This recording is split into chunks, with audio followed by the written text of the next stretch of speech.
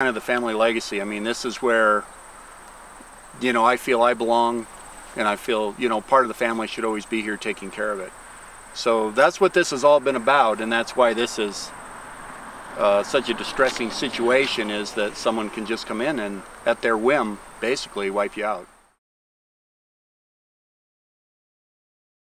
So this is where you are right now, in this house. And so we were standing at that irrigation ditch. We were right there where we were taking the pictures out there. So you can see that they virtually take, the crosshatch is the area of excavation. So they basically take my entire property and all the trees, and then they just wipe it out.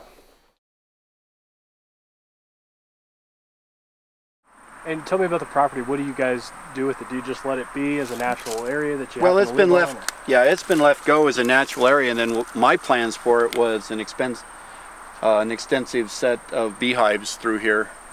I mean, that was what I was getting lined up for my retirement. And then my grandfather's house, great-grandfather's house, because they won't let me use it as a residence, which I wouldn't anyway, but that's the county rules. You can only have one residence for 35 acres.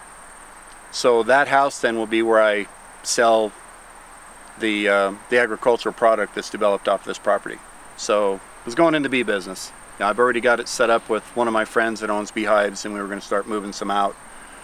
So that was going to kind of be the, you know, it's not going to be a full-time deal, but that was just how I was going to use the property.